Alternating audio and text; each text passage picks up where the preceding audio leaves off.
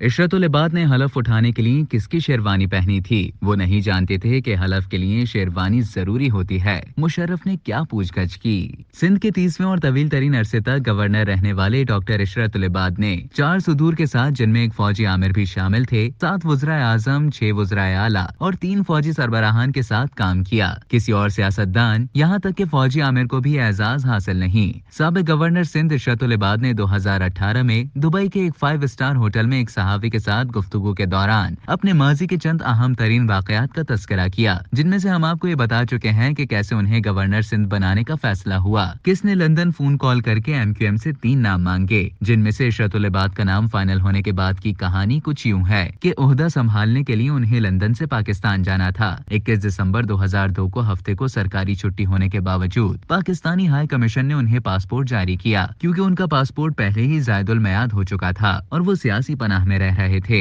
Ticket का इंतजाम किया गया और उसी रोज इशरत उल इबाद ने इस्लामाबाद के इंटरनेशनल एयरपोर्ट पर लैंड किया, जहां उनका इस्तकबाल ISI के डिप्टी ने किया और बाद में उन्हें उनकी सरकारी रिहाइश का सिंध हाउस ले जाया गया। 2 रोज के बाद ISI के डिप्टी मेजर जनरल एहतशाम जमीर उन्हें आर्मी हाउस रावलपिंडी ले जाते हैं, जहां जनरल परवेज मुशर्रफ, उनके ISI chief lieutenant general Ehsanul Haq, उनके chief of staff general Hamid Javed, MI chief major general Nadeem Taj और उनके प्रिंसिपल सेक्रेटरी तारिक अजीज के साथ बैठे थे। इस मुलाकात का आगाज इशरत उल इबाद से उनके माजी और उनकी जाती जिंदगी के बारे में पूछगछ से हुआ। इशरत उल इबाद का बताना था कि इस मीटिंग में जनरल मुशर्रफ ने दीगर सवालात के अलावा मुझसे ये भी पूछा कि सिंध में मेजर कलीम के केस में मेरा क्या किरदार था। मैंने उन्हें बताया कि मेरा इससे कोई ताल्लुक नहीं है। इसके बाद उन्होंने कहा कि मुझे इस बारे में बताया गया था। मैंने उन्हें कहा कि आप चेक कर सकते हैं कि इस केस में कुछ दीगर अफराद नामजद हैं, मैं उन्हें भी नहीं जानता। इसी मीटिंग में इशरत उल इबाद से मुशर्रफ ने पूछा था कि उनकी जमात बहुत मकबूल और मुतवस्सित तबके की नुमाइंदगी करती है,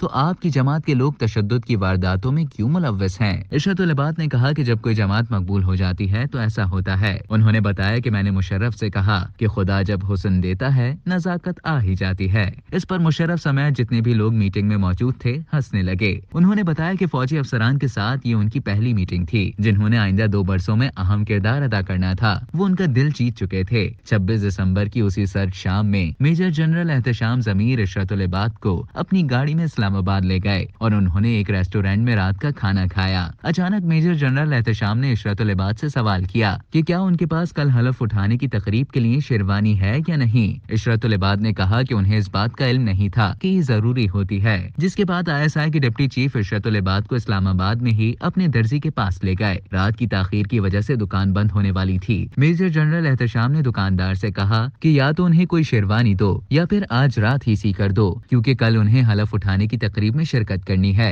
दुकानदार ने बताया कि दर्जी घर जा चुका है, इसलिए मुमकिन नहीं है कि आज रात शेरवानी सी कर दी जा सके। ताहम उसने अपने एक सारिफ की शेरवानी उन्हें देते हुए कहा कि अगर ये उन्हें पूरी आती है तो ठीक है, बसूरत दीगर इसके पास कोई हल नहीं। इशरत उल इबाद ने वो शेरवानी पहन कर देखी। उनकी किस्मत अच्छी थी और शेरवानी उन्हें पूरी आई, जैसे कि वो शेरवानी उनके लिए ही बनी थी। अगले रोज इशरत उल इबाद ने 30वें नौजवान तरीन गवर्नर का हल्फ उठाया। उसी दौरान इशरत उल इबाद एक ऐसे शख्स की शेरवानी पहने हुए थे जिसे वो जानते तक नहीं थे।